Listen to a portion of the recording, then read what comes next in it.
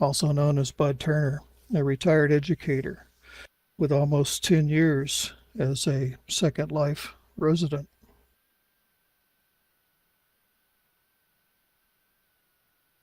I used to make a lot of these word clouds with my students. Thanks for your attendance. I hope this discussion will resonate with you and we will all benefit from this idea.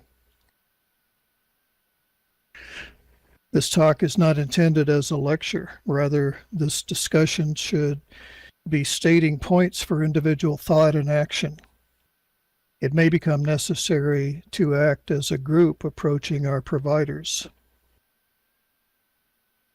So how did I get here?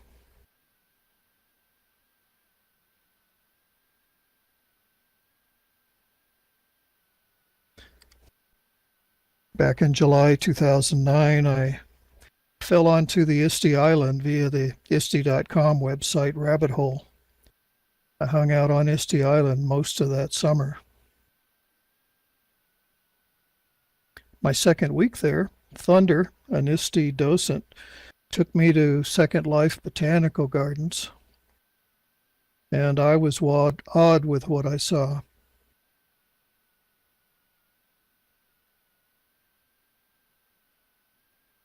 When we returned, I was sharing the experience with a group, hanging out in front of ISTE headquarters, when another avatar invited me on a weekly Thursday tour that he hosted.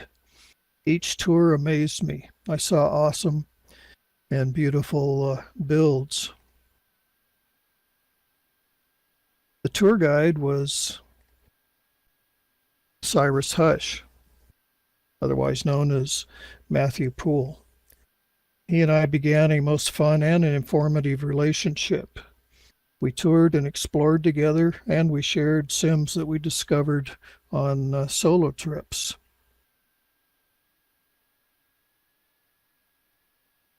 And this is Cyrus operating from home.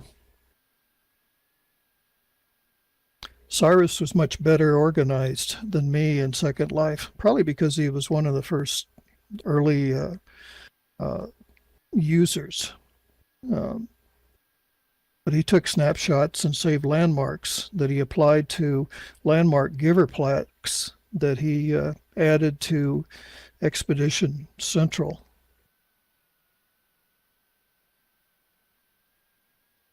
Every time I visited one of the Expedition Central sites, I was overwhelmed with the number of landmark givers Cyrus had put into them.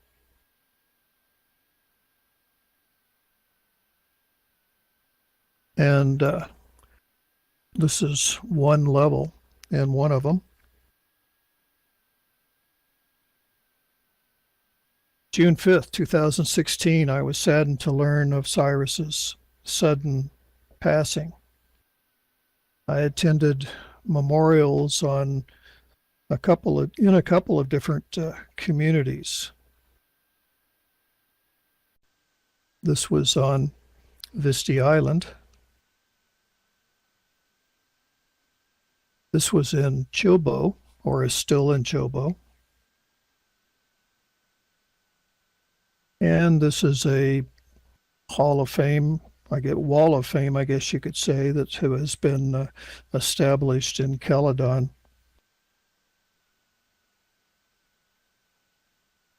At Caledon Mayfair and the Chapel of Hope Preservation Society's wall.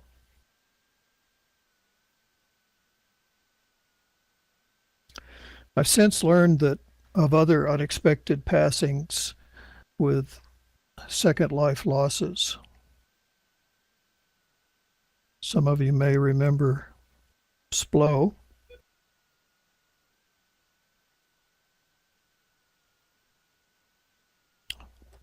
I resumed nomadic Second Life travels solo, but it was not as exciting. Last summer, I sought the expedition central sites and learned there were now only 2. Cyrus had actually built quite a few and had them scattered around in Second Life. They were growing very much out of date, though. A little ad lib here. Grace Slick sang back in the 60s, life has changed, how it differs from the rocks. But we know how much Second Life is constantly changing.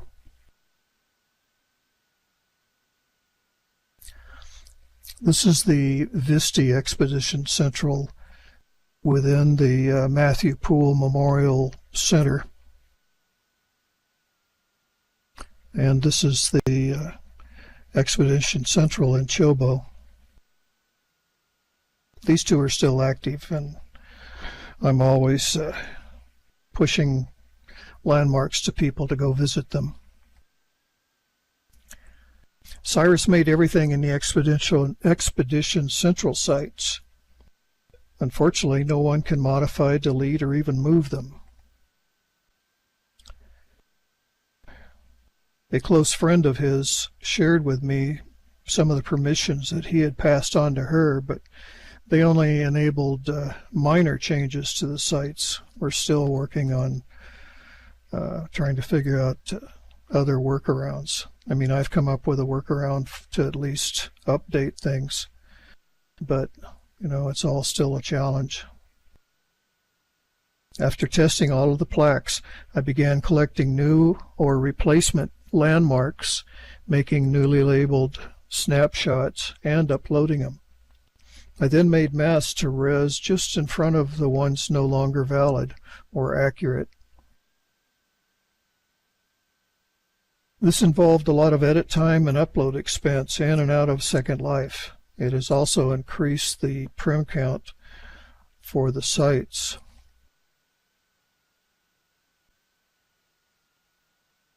Cyrus was just one of several accomplished Second Life and social media friends that I have lost in the last couple of years.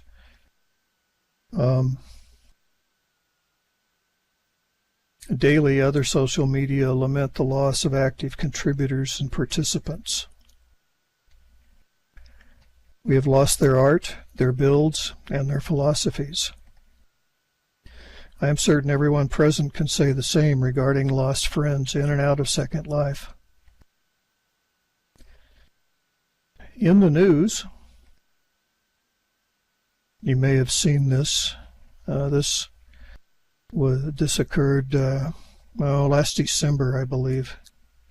Unexpected death of the owner of Canada's largest cryptocurrency exchange. Died suddenly, leaving 145 million of pounds of cryptocurrency locked in a digital wallet. Let me turn my amateur radio stuff off here. And he reportedly had the only password. His name was Gerald Cotton, CEO of Quadriga CX Exchange. He died in India. In India. Sorry, I'm getting distracted by yet another radio in a distance. I'm going to step away for just a minute to turn that one down too.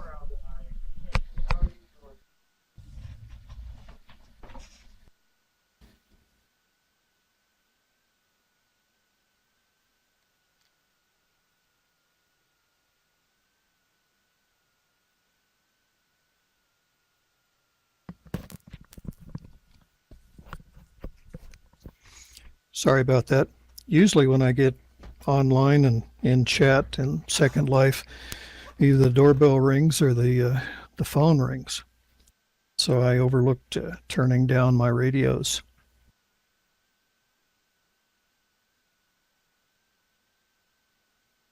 Recently, another $90 million was inadvertently saved to the locked wallet. His wife stated that I do not know the password or recovery key despite repeated and diligent services. I wish I could afford to lose $90 million. The funds were stored in cold storage wallets not connected to the internet and accessible only to people who knew the private keys or passwords. This is a standard practice for many cryptocurrency exchanges to prevent hacking. On the screen is a snapshot I took at the community virtual library. And we have traditionally been able to save past great works in libraries, archives, and museums. Now, with so much creativity being created digitally, we need ways to capture and pass that along as well. It may be on the internet forever, but it may be degraded, plagiarized, or lost.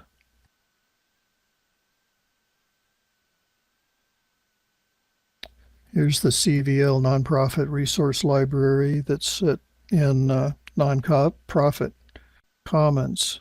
They've actively been establishing other libraries around in Second Life and taking over existing ones so they can become repositories. They have an archive library on Kitely, and they're constantly asking for people to send them to there also.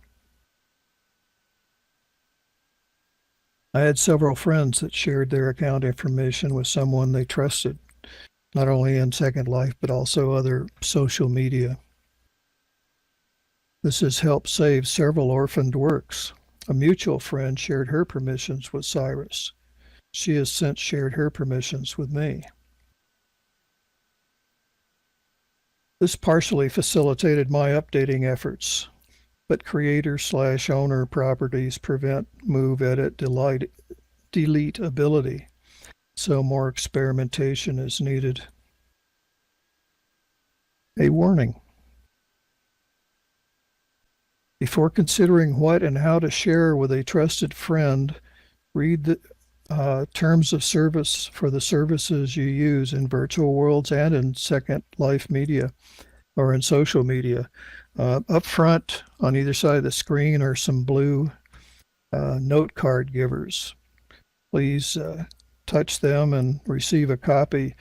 It's got resources and other backup information related to looking into establishing a trusted friend, and also routes to take to deal with your providers.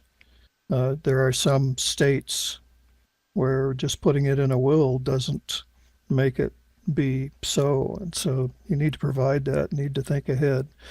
And I don't think I got into it in this talk, but you need to have if you choose a trusted friend to be able to handle things from within your account, especially in Second Life, those people need to be aware of how things work there. Because one good friend, when he passed, his trusted friend came in, and before redistributing ownership to builds and groups, he deleted the account. Splo was one of those builds that no longer exists.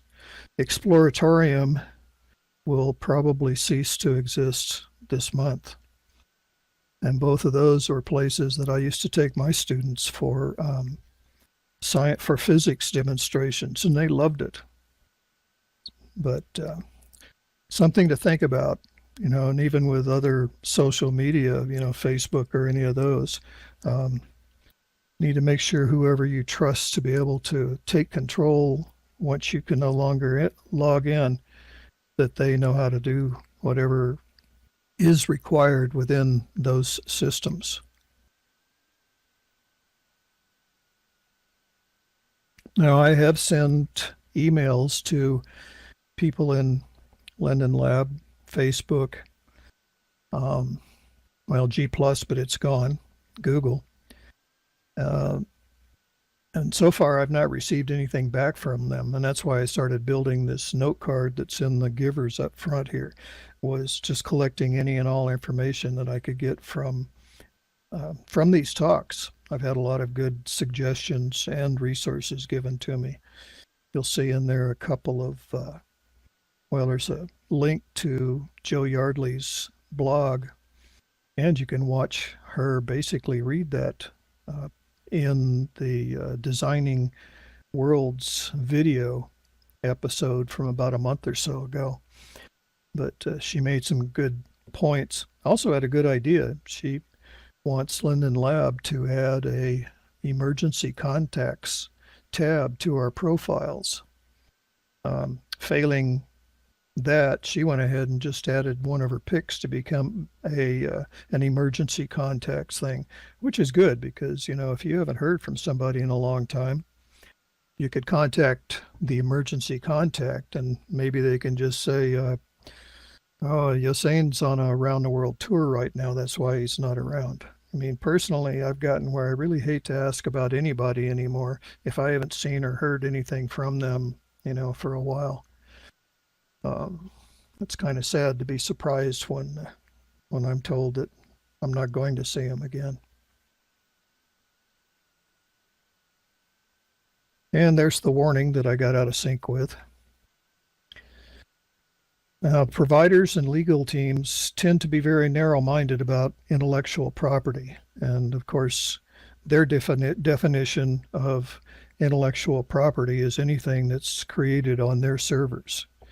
So, you know, this is a discussion that has to be carried on probably more in groups, but then taken to our providers, whether it's Second Life, OpenSimGrid seems to be a lot different as far as that goes. But some of the other social media, I know that I think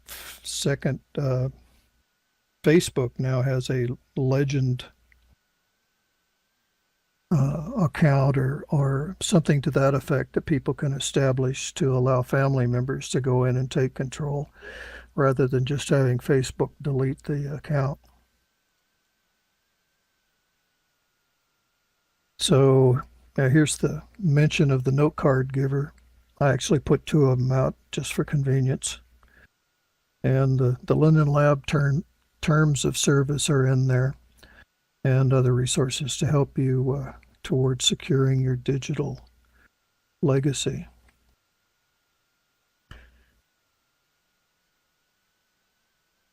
And with that, my lecture is over, or presentation really.